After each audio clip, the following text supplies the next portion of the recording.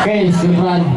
Bismillahirrahmanirrahim. Assalamualaikum warahmatullahi wabarakatuh. La nabiyya ba'da nabiyya Muhammad sallallahu alaihi wasallam. Alhamdulillahirabbil alamin. Segala puji bagi Allah Subhanahu wa taala, Tuhan semesta alam. Jadi pada hakikatnya seorang manusia tidak pantas menerima yang namanya pujian dari manusia yang lain. Karena pada hakikatnya segala pujian itu hanyalah milik Allah Subhanahu wa taala. Jika antum mengatakan seorang perempuan di sebelah sana itu cantik, maka antum tidak pantas mengakui cantiknya tidak kalah dari manusia yang paling sempurna.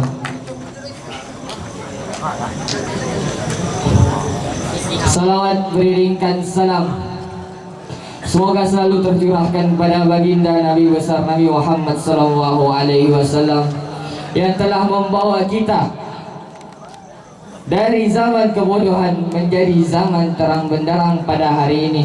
Jikalau kita bandingkan, kita bayangkan pada hari ini tidak adanya beliau pada 16 abad yang lalu, tidak mungkin kita pada hari ini memakai yang namanya PKS. Tidak mungkin kita mengenal yang namanya jubah. Tidak mungkin kita mengenal yang namanya peci. Tidak mungkin kita mengenal yang namanya sholat. Jadi mari kita bersama-sama sholat. Ya Nabi salam, ya Rasul salam, ya Habib salam, alaika anta syamsun, anta nurun, anta insiwa. Rohnya itu yang kosong harus dikosongkan. Rohnya itu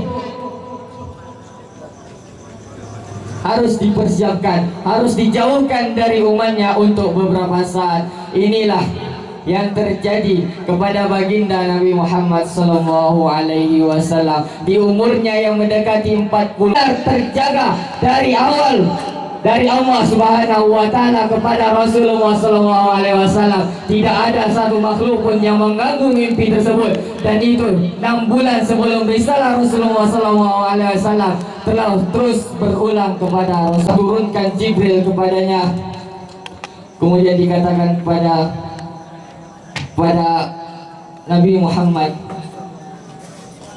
Iqra, bacalah.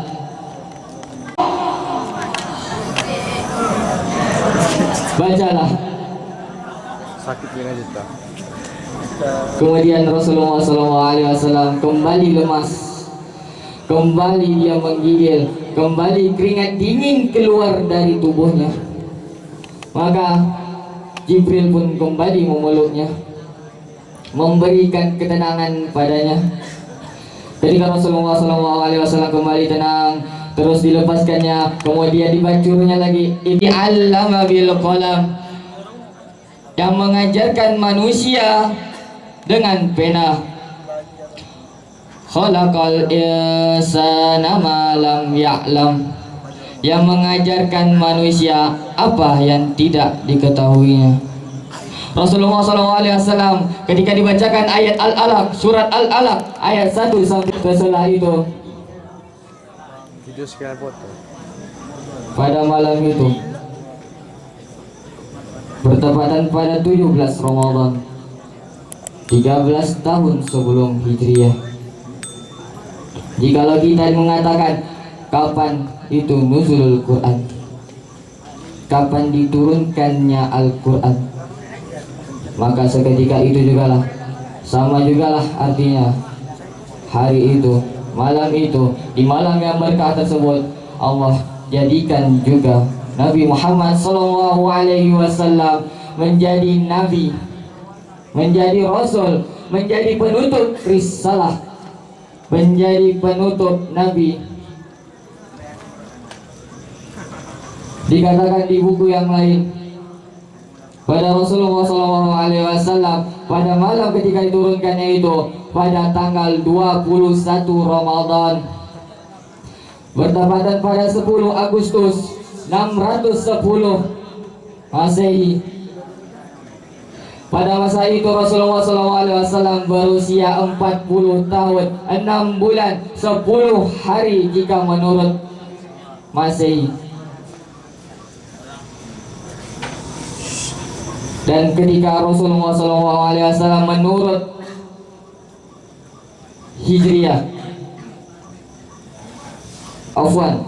ketika Rasulullah menurut Hijriah umurnya 40 tahun 6 bulan 10 hari. Namun jika menurut Masehi 39 bulan 39 tahun 3 bulan 20 hari.